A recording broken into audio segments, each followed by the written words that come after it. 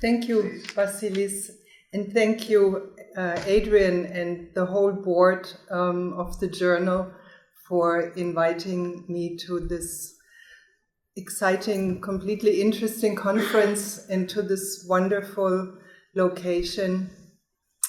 I'm very privileged to be on this Greek island at a moment when colleagues of ours, Syrian colleagues and others, are on other Greek islands languishing in detention camps for months because they were fleeing death threats, and just because the EU is not delivering on their promises of sending experts to speed up the processing. Terrible conditions have developed, and it's a miracle and partially only due to the volunteers, hundreds if not thousands of volunteers who prevent children literally from dying. And well, you know all this, but it does have to do with our topic. So I was asked to bring the themes that have been topical in many of the totally fascinating papers presented here into the broader context of social movements, urban social movements, and discussions about migration regimes and their changes, all in the context of what the city has to do with it or what role the city might be playing.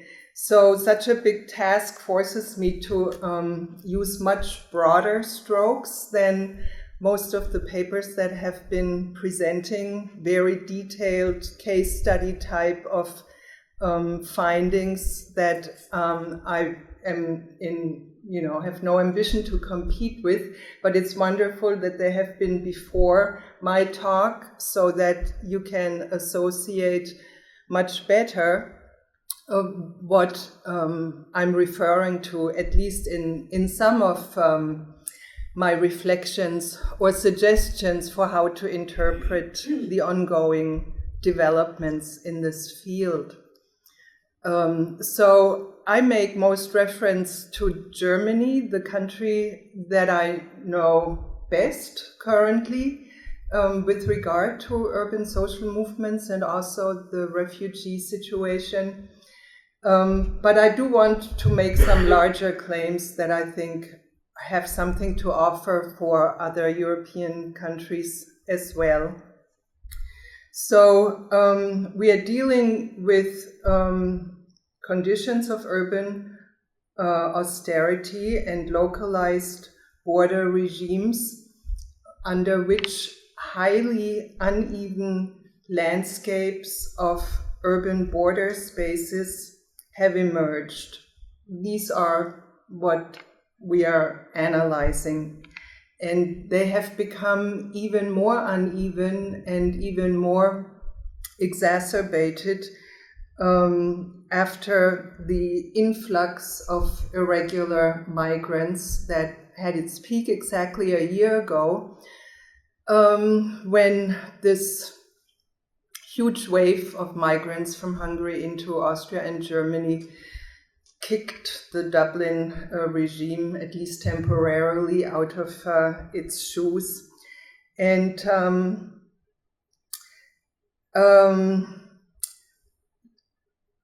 led to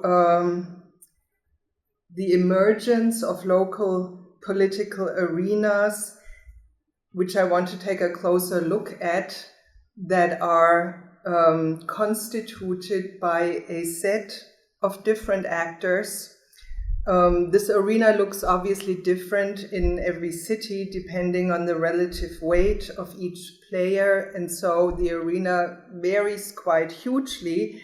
But I think it's important to look at all of these players because together they make up the urban arena that is relevant to understand here. And so they consist, of course, of the pertinent municipal offices and agencies that are responsible for processing and integrating asylum seekers.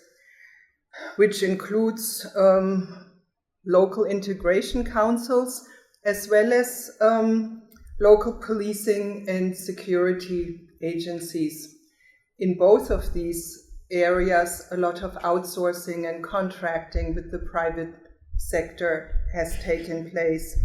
Secondly, of course, we are dealing with long-standing social welfare and migrant support organizations, professionalized NGOs, churches and faith-based organizations, foundations, those kinds of actors that have been in this field for a long time and are actually equipped with the resources, the skills, the knowledge to deal with that type of crisis.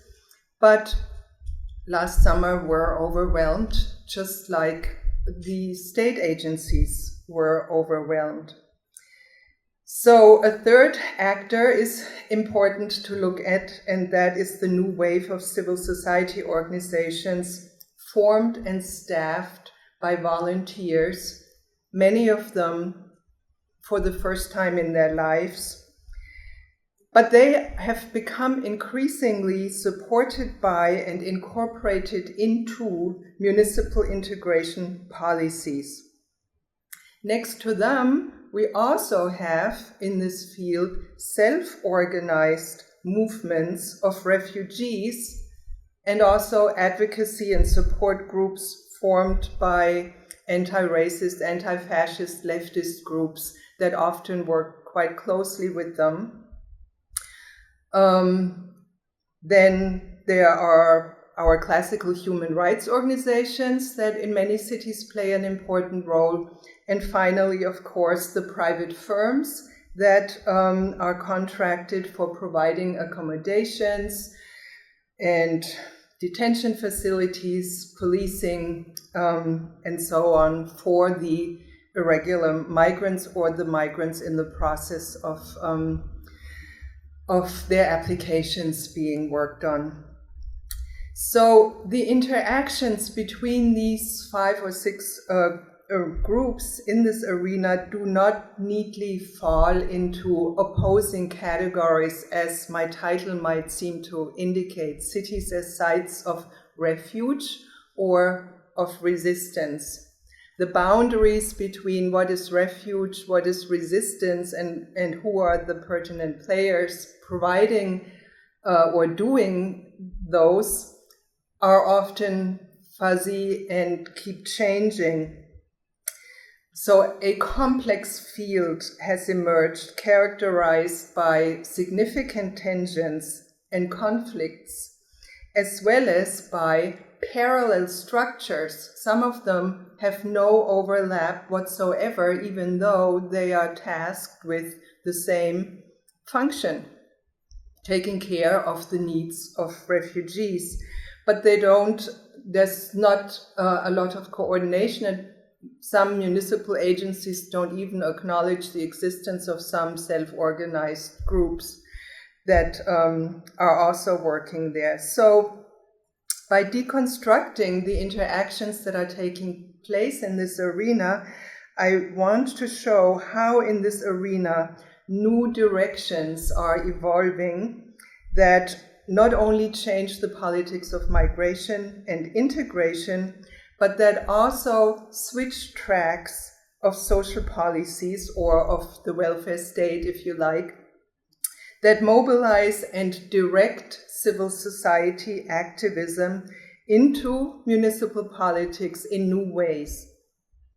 And in the process, assign cities an important place in processing the different forms of activism around irregular migration. So I will talk about, or I'll try to present this in 4 steps. First, I want to mention the role of cities, which takes us back to the very first lecture we had, and then look more closely at the new welcoming initiatives that have popped up in Germany and the respective state programs that are now trying to coordinate or steer them. Thirdly, a more distant view at this arena or landscape of players, both from below and from above. So that then will include the self-organized struggles by refugees and their supporters of various kinds. And finally, what are the effects of state programs on all scales? And that has a lot to do with the underlying restructuring of the welfare state that has obviously not started last year, but has been going on for a while, but is experiencing some accentuations in new ways. I'll probably not manage all 4 steps in the next half hour, but then we'll just rush you through it and you'll get the paper eventually. So, city as site of refuge. Many have pointed to the city as key site for resolving the politics of closure, for building an open Europe. They invoke ancient European traditions and recognize that the settlement and integration of foreigners always takes place within the urban web.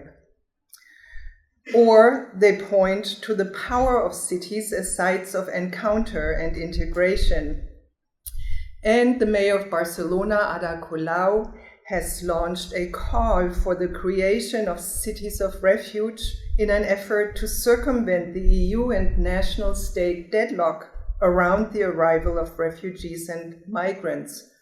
This manifesto was co-signed by the mayors of not just Barcelona, but Paris, Lesbos, Lampedusa last September, and later joined by many other cities, including Malmö, Milan, Wadowice, and more.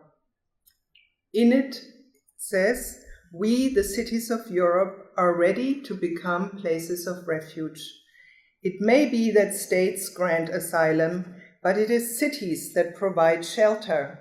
Our municipal services are already working on refugee reception plans to ensure food, a roof, and dignity for everyone fleeing war and famine. The only thing missing is the support of states. We call on states to allocate funds to ensure refugees in transit are welcomed and to provide resources to cities that have offered themselves as places of refuge. This manifesto, as you may well know, has remained largely symbolic because there are strict national barriers in place that make it very difficult to enact this role. But still, it is true that the urban polity is more anchored in the everyday life of its residents, closer to its citizenry and to civil society, and more sensitive to disturbances within the policy. And so there's a greater potential for grassroots pressure to influence city governments. But it's also the case that cities are tied into the implementation of national politics of migration control through their registry offices, through local social service departments, schools, health centers. And these increasingly repressive national politics of migration have generated more irregular migrants who then attempt to organize their lives in the cities of Europe without papers, with unclear status, increasingly illegal lives. These irregular migrants' exclusion creates accumulated social problems in the cities, which increases the pressure on municipalities to ease such problems. So what motivates cities to recognize the status of such groups is often guided by a logic of emergency, which then leads them to provide some, at least temporary, partial, improvised forms of membership based on human rights. For example, the UK's movement of sanctuary cities, or the city of Utrecht's policy to provide shelter for rejected asylum claimants. There are several more. So the city's position as last instance of government and its proximity to problems of exclusion puts it in a special position regarding the access to and take up of rights for refugees. They can do this in a variety of ways. I'm just mentioning briefly. City governments can define access criteria for those areas that are under their control, such as services such as childcare, adult education, basic social assistance, cultural facilities, newcomer orientation. Or they can build bridges by providing legal advice and information to services that are controlled by higher levels of government. They can, and some do, apply human and civil rights standards. Munich, for example, for a variety of historical reasons, set up a local health service for immigrants without access to mainstream health services and instructed healthcare providers to ignore the federal government's orders to denounce irregular migrants. And they can regulate access to political rights and participation, if not through voting rights, then at least through immigrant advisory bodies, stuff like that. So the different ways in which cities make use of these options, and there are big differences, say, between Barcelona or Munich on the one side and cities like Den Haag or Berlin on the other, these very differences illustrate that cities do have some autonomy vis-à-vis national politics. That illustrates that the frame set by national politics can be stretched. So we find existing practices within cities that can be sorted into three types, from very exclusive and repressive to a type that is characterized by parallel structures where they organize access to public goods via civil society organizations. And thirdly, where cities try to incorporate into regular systems where the citizenship status or the residence title becomes irrelevant, that irregular migrants would have the same access to these services as all other residents. There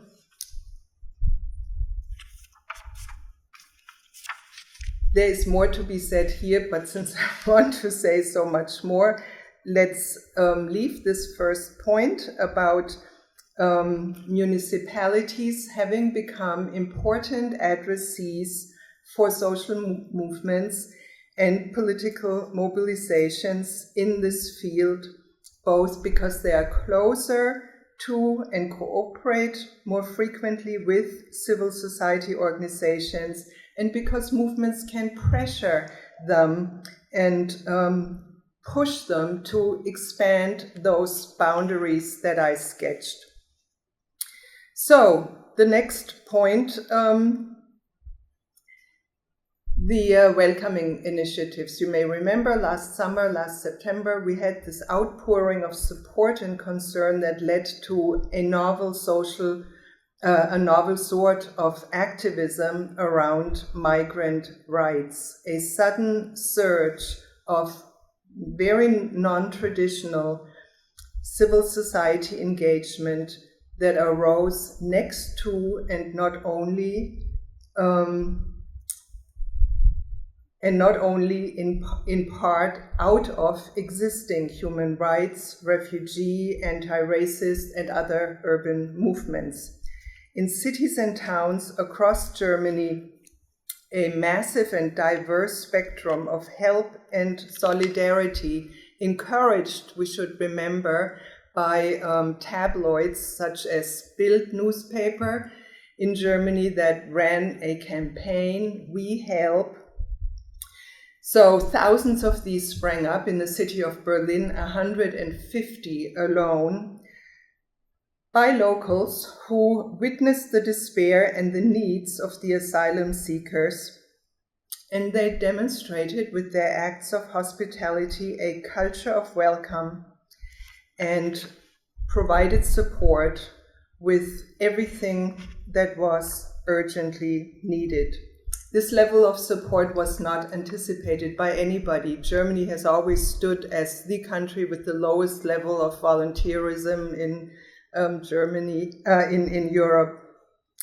And the German voluntary record pales particularly in comparison with the US, which is the comparison that I'm most usually involved with. So the 150 initiatives that I just mentioned does not include what churches and established NGOs did, who also initiated new programs and new activities.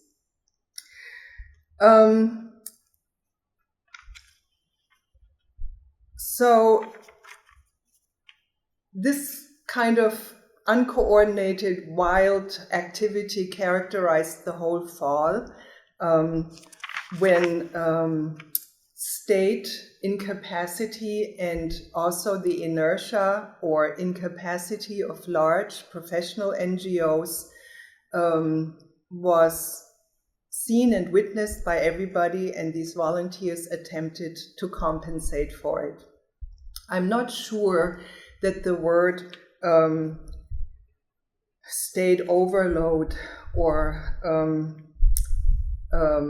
what is usually used, overextended and so on, is really an appropriate categorization. I have a feeling it is constructed because the state, especially the German state, is quite able to act and have agency in many other policy areas. So this needs to be explored in and of itself. But in any case, while the actors that have the experience and the management structures and the resources to do what was needed failed, volunteers, untrained, without resources, stepped in and did what needed to be done.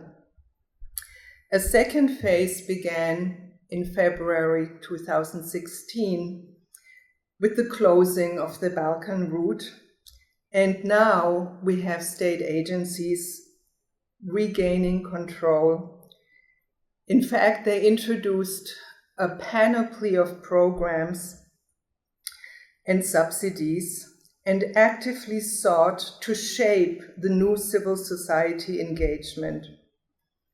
Public and media discourse in this second phase has been highlighting the official integration efforts underway, even though, in fact, official integration measures are still very much at their beginning, with, in August, last month, only 161,000 participants of integration classes are on the record out of 800,000 refugees that came last year.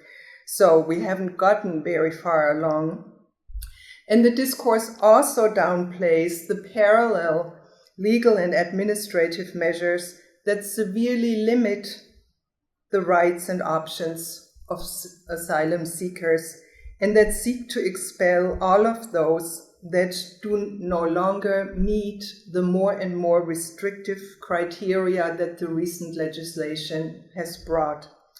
So officials, as well as the established foundations and NGOs, emphasize that the new volunteers continue to be vital, but they require coaching, accompanying measures, supervision, training, and coordination. And that the state needs to deploy volunteer coordinators and integration managers who need to be able to transcend the traditional mechanisms and interests of the established organizations and associations that have failed so miserably in the fall. So there is an awareness that new forms need to be developed, but there is clearly an effort to form and shape these from above, to end this wild landscape that has emerged. So by now we have quite a few large surveys based on questioning a few thousand of volunteers and also some local case studies, and they reveal some of the facets and dynamics of these new local welcome initiatives that have formed across German cities in neighborhoods, very often near the locations of new mass accommodations. And what these surveys have found is that more than a third of the volunteers are active in self-organized groups and initiatives rather than in established NGOs. And they offer support by surveying what's needed, collecting donations, providing refugees with food and clothing, by giving German classes, by helping with translation with the official agencies, accompanying people to those agencies, to doctors, to find housing, to provide legal counsel, to offer children's programs, to make multilingual maps highlighting the relevant infrastructures in the neighborhood, throwing welcome parties, organizing neighborhood assemblies to allow for everyday kinds of interactions with the locals, and for space to collectively develop demands. Many offer far more, as this list shows you, than mere humanitarian support, and they are frequently aided by the involvement of long-standing anti-racist groups, leftist organizations, and various long-standing supportive structures. For example, in Berlin, there's and in this Medibureaus, they are called, organization of doctors and nurses that work for refugees without access to the mainstream health services. They have been functioning since the mid-90s, but have expanded their work now. And these groups are, of course, engaged simultaneously in fighting the anti-migrant politics of the German government and EU institutions. And they also highlight support for the self-organized refugee protest that is so often ignored and not appreciated by many of the established organizations. So it's not clear that all of these welcoming initiatives are progressive in their political orientations. The surveys have found that a quarter of them would see it as problematic if their engagement leads to encourage further asylum seekers to come to Germany. There was a study by the German Institute of Economy that finds that many who volunteer for refugees have ambivalent or even critical views about the effects of the influx into Germany. There's still ongoing, so we don't have the final findings, but I find very interesting some preliminary findings of follow-up research that is engaged in in-depth interviews with these with various urban welcoming initiatives, and this was in Dresden, where all the respondents explained their initial the reason for why they initially got involved out of the frustration with constantly being against something. They were in Dresden demonstrating against Pegida at least once a week, if not more often. Pegida is this xenophobic anti-Islamist movement, which is especially strong in East Germany. And they got tired of always being against it. They wanted to be for something. And so obviously they chose to be for refugees. And this involved a shift from the public sphere of the street demonstrations to inside places of clubs and churches and other infrastructures where they would meet and interact with the refugees. And we do not really quite understand whether this is a politicizing or a depoliticizing implication that comes with this. Many open questions in general anyways. Nor do we fully understand the impact of the dependency relations that do develop in these supportive engagements. They want to empower the refugees, obviously, but at the same time, and maybe this is fundamentally and structurally impossible to get out of, encourage a certain dependency relationship. So from the municipal, now I'm shifting perspective a little, from the municipal or city perspective, half an hour. The new citizen engagement, while seen as valuable for the integration of refugees, often appears as linked to unwelcome political protest, and it is seen as especially irritating when the volunteers protest impending deportations of asylum seekers or people who had the status of being merely tolerated, as the German word so nicely says, temporary status, because they can't be deported for humanitarian reasons. So depending on whatever the pre-existing political cultures in the respective municipal offices was, different types of programs have emerged, from hands-off approaches that respect and support the competence and needs of the volunteers, all the way to others were city departments tasked with integration attempt to steer the volunteers' engagement into directions that allow them to save on or cut back on professional social work and legal counsel, or they use it to compensate for structural deficits in their administration, or they incentivize a decidedly non-political character of refugee support activities. Similarly, on the national level, in the fall of 2015, last year already, the federal government established an additional program worth 50 million euros called Bundesfreiwilligendienst mit Flüchtlingsbezug. So it is encouraging volunteers working in the area of refugee support, which adds for 3 years, so until December 2018, 10,000 more positions to the existing 37,000 positions.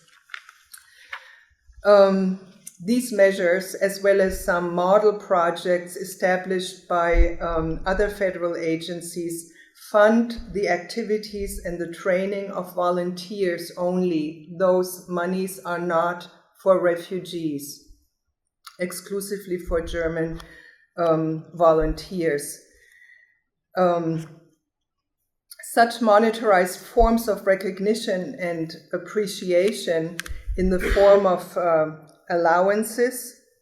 If a volunteer works full-time, they will receive a monthly allowance of 363 euros, plus a subsidy towards social insurance, as well as accommodation and board. Still, you can't make it very far.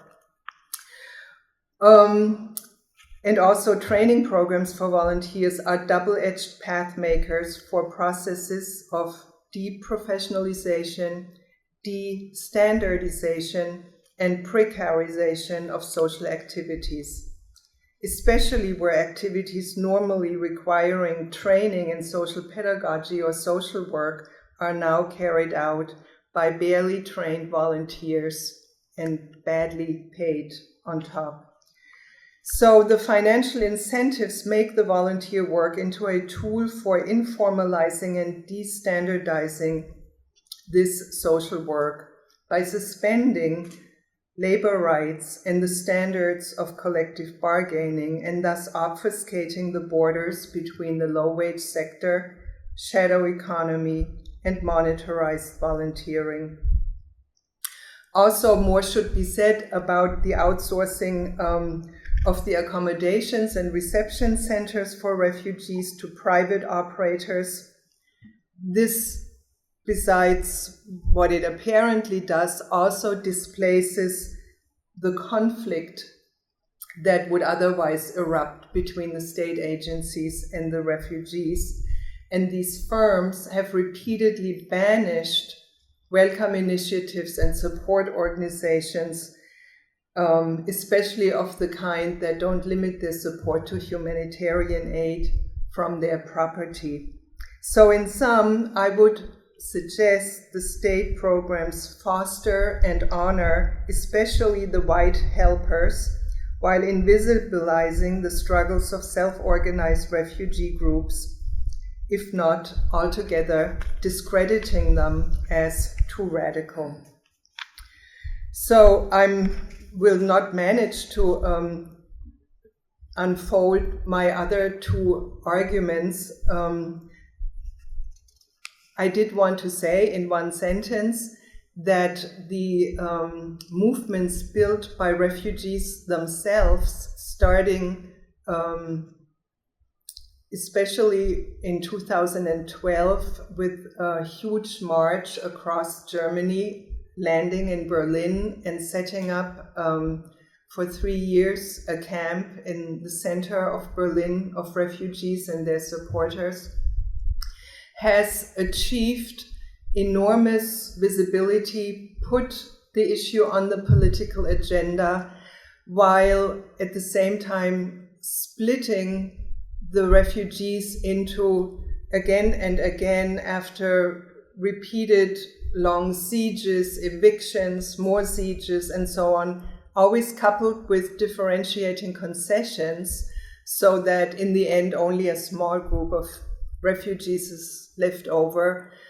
But still, it achieved some concessions in terms of the demands the refugees had been asking for: more mobility and more social rights.